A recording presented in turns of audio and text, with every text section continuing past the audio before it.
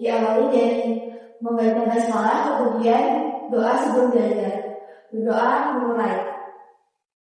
Bismillahirrahmanirrahim. Raditu billahi rabban wa bil islami dinan wa bi Muhammadin nabiyyan wa rasulah. Rabbi zidni ilma warzuqni fahma. Amin. Baik, Ibu Kasih ya. Suci Fauzia hadir, Julia Alhamsa hadir, Siti Barokah hadir, Fitri Nur Alifah hadir, Fitri Sama hadir, Dinda Safira hadir, Ibu Jasmine Alfa hadir, Alfi Rahmat hadir. Baik, pada pertemuan minggu lalu kita sudah membahas tentang apa? Ada yang masih ingat? Tidak, Ibu. Jadi pertemuan minggu lalu itu kita membahas tentang perkembangan peradaban Islam di dunia. Kira-kira ada di benua apa saja? Ada yang tahu? Ya, di benua Asia, di benua Eropa, benua Afrika, benua Amerika. Ya betul sekali. Jadi untuk melanjutkan pemahaman kita pada pertemuan yang lalu, pada pertemuan kali ini, Ibu akan membahas tentang peran organisasi Islam di Indonesia. Baiklah, Ibu akan memberikan pembelajaran. Peserta didik diharapkan mampu menganalisis peran organisasi Islam di Indonesia, merepresentasikan ormas atau organisasi masyarakat Islam di Indonesia, meyakini pemikiran dan pergerakan organisasi Islam berdasarkan ajaran agama.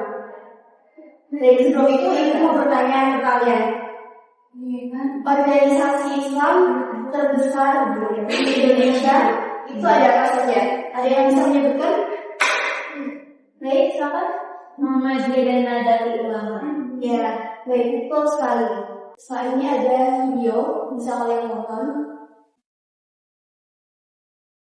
Sebelum Muhammadiyah berdiri pada tahun 1912, sekali kata Islam tengah bertahan dari puncak pengetahuan dan ekonomi. Lalu,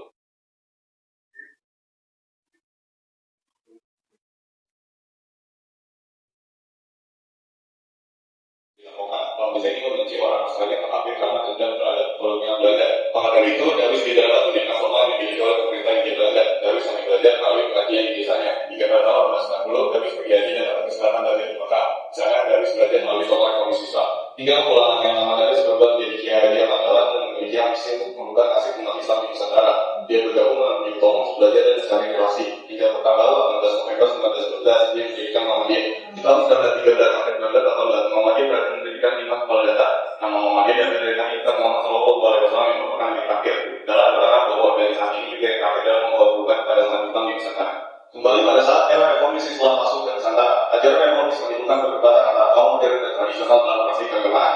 Hingga pada tahun 1913 sampai 1923 banyak gerakan Islam baru muncul seperti Syarikat Islam, Muhammadiyah, dan Persatuan Islam. Lalu, Syarikat Islam mendirikan kongres untuk menyatukan umat Islam dan menyelesaikan masalah antara kaum modern dan tradisional. Akan tetapi, hal ini gagal karena Abdul Wahab tetap mendapat diskriminasi sebagai representasi kaum tradisional. Puncaknya di saat proposal kongres baru ditolak, dia mengundurkan diri dan mengumpulkan banyak ulama suci Surabaya untuk membentuk komite. Pada tanggal 31 Januari 1926, komite terbentuk dengan nama Nahdlatul Ulama atau NU. Nama NU diambil sebagai tanda pentingnya ulama dalam Islam. Di tahun 1930, NU memiliki 6 cabang di Jawa Barat, 21 di Jawa Tengah, dan 18 di Jawa Timur. Era kemerdekaan RI atau sekitar tahun 1945, berdirinya NU di Indonesia selain ingin menegakkan ajaran agama Islam sesuai dengan syariat Islam, mereka juga mendukung agar Indonesia bisa bebas dari penjajah. Hal ini bisa dilihat dari sikap Syekh Asy'ari pendiri NU yang menentang kebudayaan Jepang yaitu Sekirei. Akibatnya beliau dipenjarakan oleh pasukan Jepang. Begitu juga dengan Ki Bagus Hadi Kusumo yang menentang budaya Sekirei. Akhirnya Ki Bagus melakukan negosiasi dengan pemerintahan Jepang. Dari negosiasi tersebut, pemerintah Jepang memberi dispensasi kepada semua sekolah Muhammadiyah untuk tidak melakukan budaya Sekirei yang akan bertolak belakang dengan budaya Indonesia dan ajaran Islam. Kemudian upaya kristenisasi yang dilakukan oleh penjajah Belanda memicu kemarahan para ulama serta santri yang memiliki jumlah banyak. Maka dari itu mereka mampu mempengaruhi politik, militer, ekonomi, atau perdagangan di Indonesia yang mengakibatkan usaha Belanda untuk mengkristenisasi masyarakat Indonesia dan usaha perdagangan Belanda menghadapi ancaman di Indonesia. Selain NU, Muhammadiyah juga memiliki peran dalam kemerdekaan Indonesia. Salah satunya ikut serta dalam pembentukan dasar negara, yaitu pembukaan Undang-Undang 1945. Ketika Ki Bagus Hadikusumo yang merupakan ketua umum dari Muhammadiyah pada tahun 1942 hingga 1963 menjadi anggota BPUPKI dan PPKI. Beliau mengusulkan kalimat ketuhanan dengan kewajiban menjalankan syariat Islam bagi pemeluknya yang menjadi poin pertama pada mukadimah Undang-Undang 45 yang diberi nama Piagam Jakarta atau Jakarta Charter oleh Yamin. Namun setelah Piagam Jakarta tersebut tersampaikan hingga Indonesia Timur, salah satu officer Angkatan Laut Jepang yakni Kaigun menolak poin pertama pada Piagam Jakarta. Kaigun mewakili masyarakat Indonesia Timur yang protes akan poin tersebut karena pemeluk agama di Indonesia Timur mayoritas beragama Protestan dan Katolik. Penolakan tersebut awalnya belum terdengar oleh Ki Bagus karena Bung Hatta dan Soekarno sedang untuk menyampaikan langsung hal tersebut kepada Ki Bagus karena beliau sangat disedari oleh kelompok nasionalis dan umat Islam. Akhirnya PPKI mengirim utusan yakni Muhammad Hasan untuk menyampaikan hal tersebut dan meyakinkan Ki Bagus. Setelah banyak pihak yang tidak berhasil untuk meyakinkan Ki Bagus, Kasman Singodemejo yang juga kader dari Muhammadiyah berusaha untuk meyakinkan penghapusan poin tersebut untuk menyelamatkan persatuan, kesatuan serta keutuhan dari negara Indonesia. Akhirnya dengan negosiasi yang dilakukan oleh Kasman dan Ki Bagus, beliau setuju untuk menghapus poin tersebut dan diganti menjadi ketuhanan yang Maha Esa. Poin ini menjadi penting sebagai pembuka dasar negara karena diambil dari identitas Indonesia yang memiliki keragaman agama dan tidak adanya pemisahan antara negara dan agama. NU memanfaatkan pengertian jihad untuk menjaga kekuasaan Indonesia pada masa kemerdekaan, di mana jihad memiliki arti perang melawan musuh untuk membela diri, menciptakan perdamaian dan mewujudkan kebaikan serta keadilan. Pasca deklarasi kemerdekaan Indonesia, tentara Inggris masih datang ke Jakarta pada 15 September 45 yang bermaksud untuk mengusir tentara Jepang dari Indonesia. Namun tentara Inggris memiliki maksud lain, yaitu ingin mempengaruhi Indonesia untuk kembali ke pemerintahan Belanda dengan cara melakukan infiltrasi militer ke Indonesia untuk menggagalkan kemerdekaan Indonesia.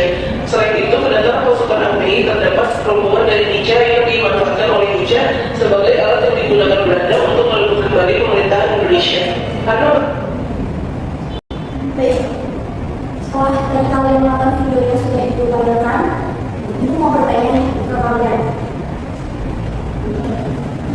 Kenapa Muhammadiyah dan NU itu memiliki peran penting dalam kemerdekaan Indonesia? Ada yang bisa menjawab?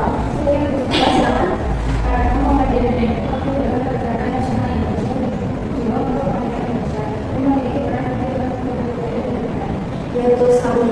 Jadi akan dijelaskan lebih lanjut lagi terkait materi kata ini. Jadi organisasi yang pertama kali akan kita bahas yaitu Muhammadiyah. Ada yang tahu Muhammadiyah itu organisasinya seperti apa? Ada yang tahu? Ya, betul sekali. Jadi Muhammadiyah itu adalah organisasi Islam yang didirikan oleh Kiai Haji Ahmad Dahlan di Kauman Jakarta pada tahun 1912. Muhammadiyah itu biasa dikenal dengan gerakan Tajdid atau gerakan pemurnian. Selanjutnya ada peran Muhammadiyah pada awal kemerdekaan, yaitu keterlibatan Muhammadiyah dalam pengurusan dasar negara yang didirikan oleh Ki Bagus Hadikusumo dan Pak Hamzah dalam keanggotaan BPUPKI. Ada yang tahu BPUPKI itu apa? Silakan dari apa?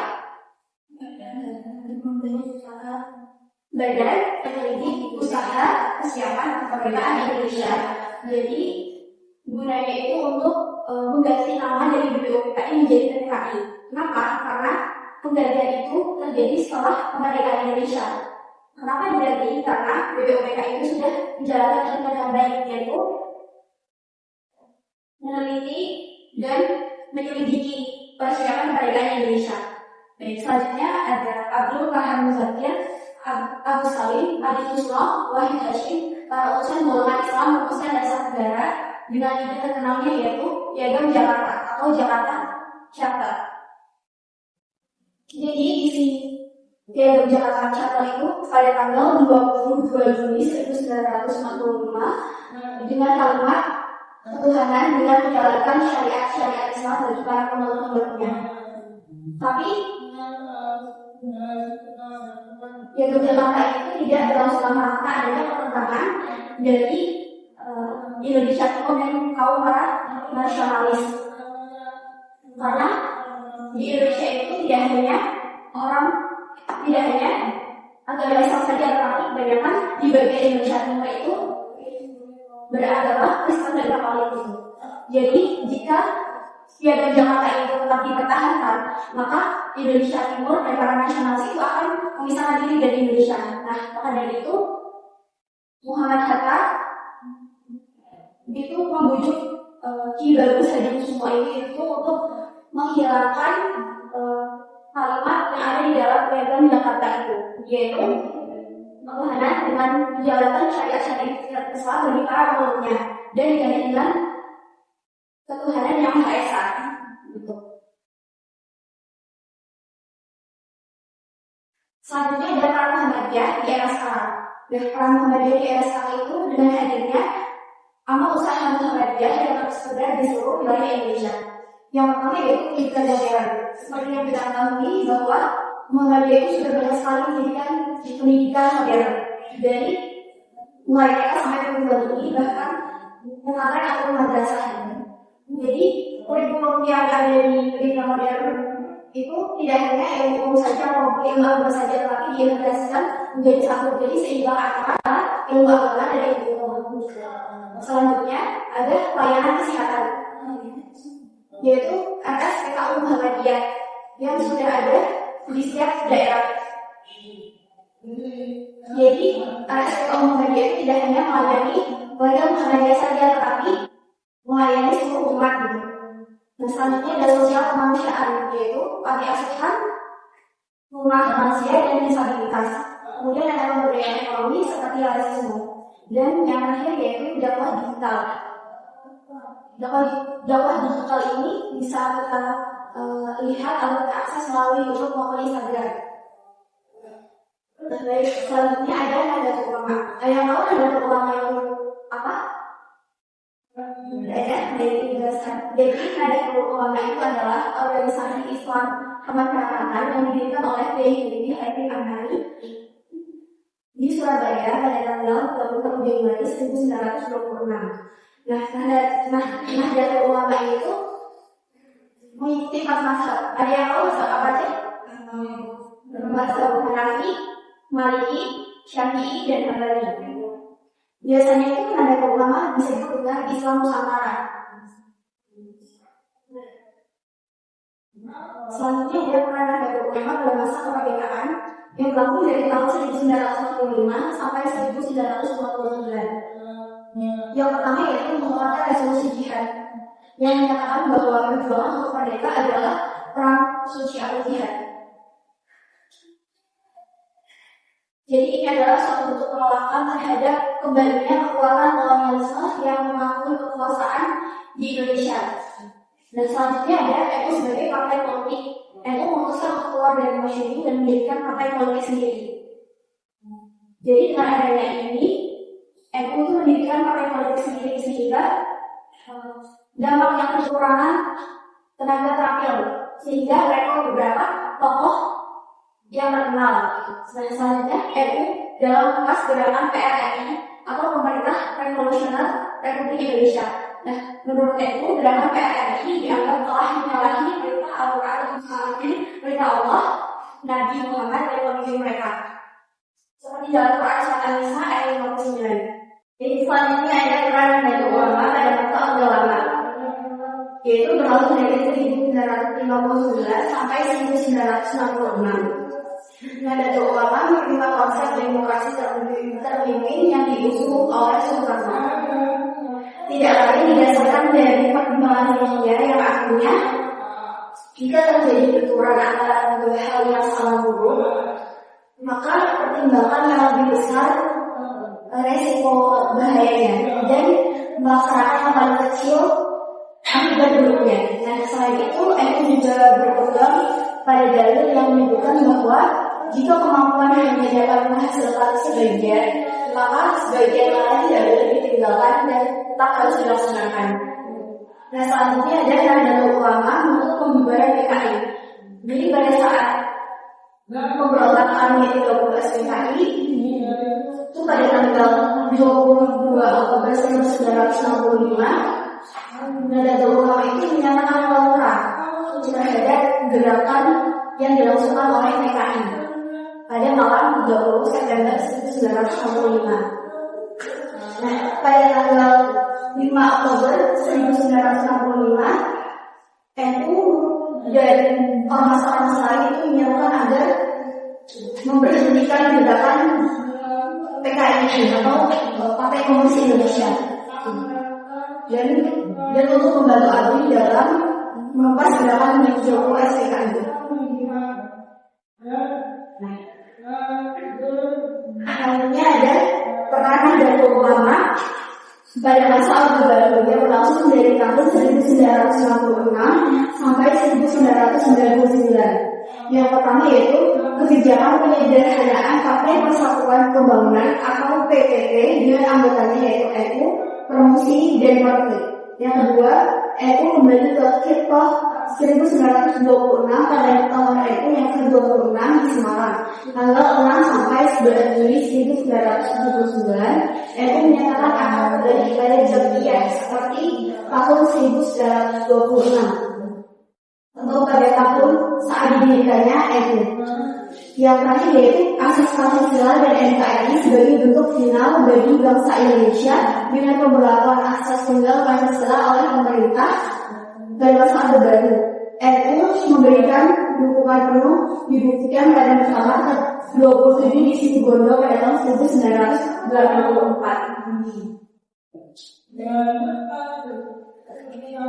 Baik, selanjutnya Ibu akan membagi dua kelompok. Satu kelompok terdiri dari 4 orang. Ini biar lebih gampang. Yang di area depan kelompok 1 dan yang di area belakang itu kelompok 2. Jadi bisa ada teman-teman yang mengambil kertasnya.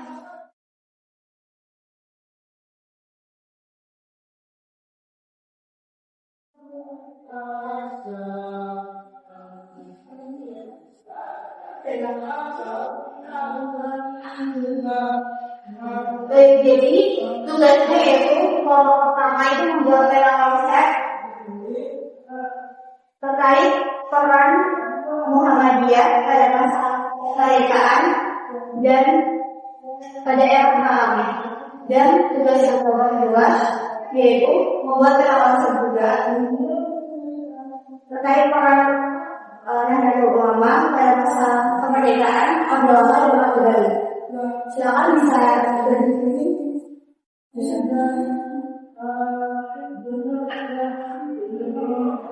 Kita mendengar atau menjawab keterangan kalian.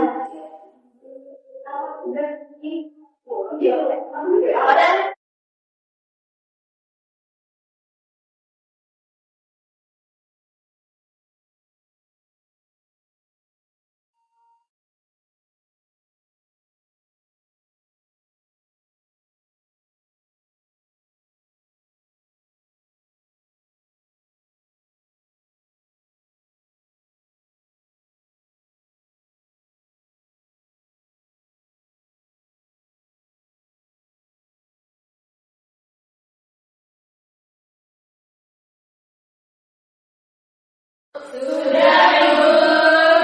Kalian bisa kembali ke tempat masing-masing.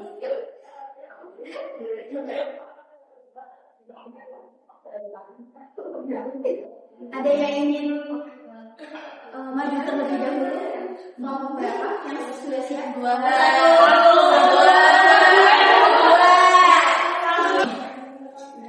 Ya baik, kalau berdua bisa maju terlebih dahulu. Iya, semuanya.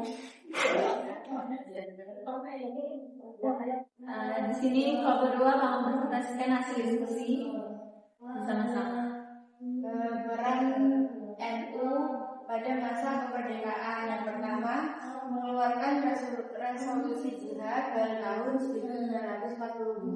Yang kedua, ulama dan santri ikut perjuangan fisik. Yang ketiga, pesantren menjadi basis perlawanan dan pendidikan. Yang kedua adalah pertama aktif dalam politik, menjadi partai politik, ikut pemilu 1955, yang terakhir kader itu masuk pemerintahan. Lalu selanjutnya baru yang pertama peran politik dibatasi, yang kedua bergabung dalam PPP atau Partai Persatuan Pembangunan, yang ketiga kembali ke kita pada tahun 1926, dan yang terakhir fokus dakwah pendidikan dan sosial. Mungkin pesan dari presentasi kami. Baik, apakah ada tanggapan dari kelompok satu? Tidak ada, jadi ini jelaskan lagi. Jadi peraturan dari kelompok itu ada 3 ya, pada masa kemerdekaan, masa orde lama dan orde baru. Jadi pada masa kemerdekaan yaitu mengeluarkan resolusi jihad, kemudian Muhammad dan Santri ikut perjuangan fisik, dan yang ketiga itu kesamaan menjadi basis perlawanan dan pendidikan. Dan pada masa orde lama yaitu aktif dalam politik, menjadi partai politik, ikut pemilu pada tahun 1955, dan kader NU mampu pemerintahan.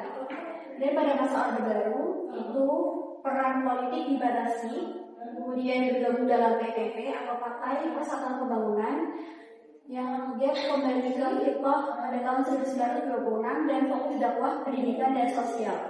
Baik, silakan kelompok 2 bisa kembali ke tempat. Kita kami kelompok 2. Selanjutnya kelompok 1 bisa maju.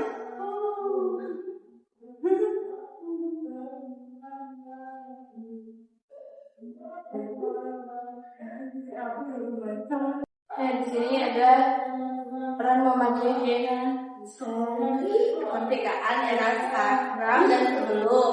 Dan dari yang sebelum kemerdekaan itu ada perumusan dasar negara, yaitu Ibagus Sati Kusuma dan Kahar Muzaki, yaitu PKI dan Dian Jakarta. Pada era sekarang di seluruh Indonesia.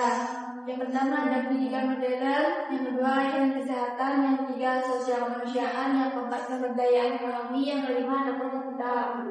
Baiklah, adakah yang ingin ditanyakan dari kelompok? Tidak. Baik, Ibu akan sebutkan kembali. Jadi peran Muhammadiyah itu ada 2 ya, sebelum kemerdekaan dan pada era sekarang.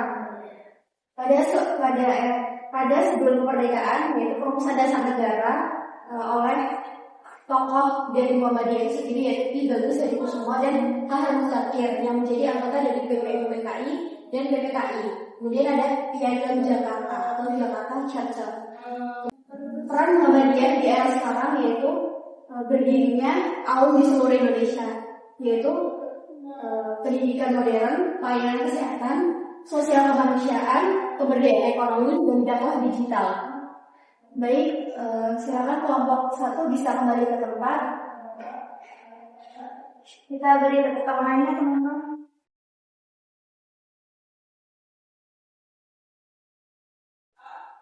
Baik, selanjutnya di sini ada barcode. Silakan kalian bisa scan untuk mengisi kuis.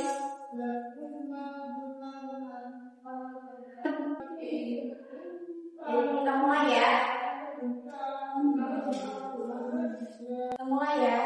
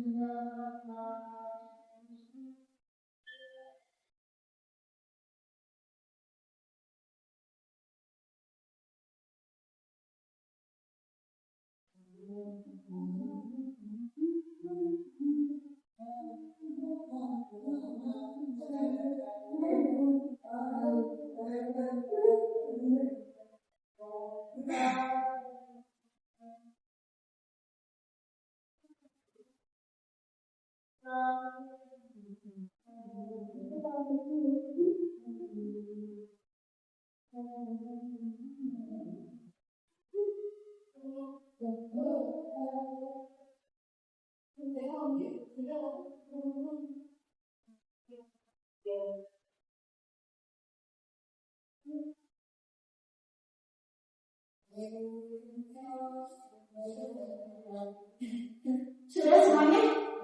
Sudah. Udah itu.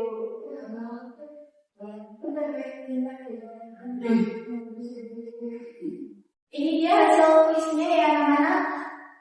Ini yang akun lama ya siapa? Saya Ibu. Ya, kita beri tengahnya dulu. Baik, dari kelima orang ini berarti bisa disimpulkan bahwa semuanya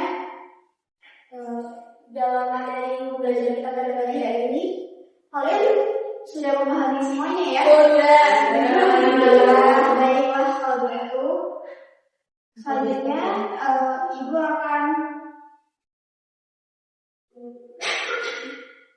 Ibu akan spin kalian untuk menyimpulkan dari pembelajaran pada pagi hari ini. Sudah siap semuanya? Baik, Ibu mulai ya. Ya, Ibu.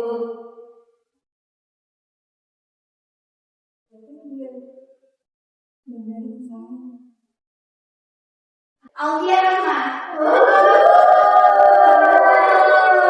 Silakan bisa disimpulkan. Baiklah, silakan Alfia Rahma bisa berdiri untuk menyampaikan simpulan. Nah, jadi kesimpulannya pada pembelajaran hari ini yaitu organisasi Muhammadiyah dan NU keduanya sama-sama berperan penting dalam proses kemerdekaan dan kemajuan untuk bangsa Indonesia. Baik, beri tepuk tangannya. Nah, sudah selesai materi kita pada pembelajaran pagi hari ini. Ibu ingin bertanya kepada apa yang kalian rasakan sama pembelajaran pada pagi hari ini? Enak banget, udah dipahami dengan baik. Bisa dipahami? Bisa. Jadi kalian sudah paham semuanya ya? Insya Allah. Baiklah. Ibu akan bertanya kepada kalian, kira-kira nilai apa saja yang bisa diambil dari materi kita pada pagi hari ini, yaitu peran organisasi Islam di Indonesia, pendidikan, Bidang kesehatan, bidang sosial dan kemanusiaan, bidang ketenagaan pembinaan mereka, terus mandiri sampai aktivitas mereka gitu. Oh iya. Tadi kalau keteladanan dan kepemimpinan gimana? Dari kedua tokoh di NU dan Muhammadiyah itu tadi kan mereka sangat berperan di era-eranya, jadi itu bisa dijelaskan kita. Ya, tahu. Berarti kalian sudah benar-benar paham ya? Insya Allah Bu. Benar sekali. Tepuk tangannya dulu.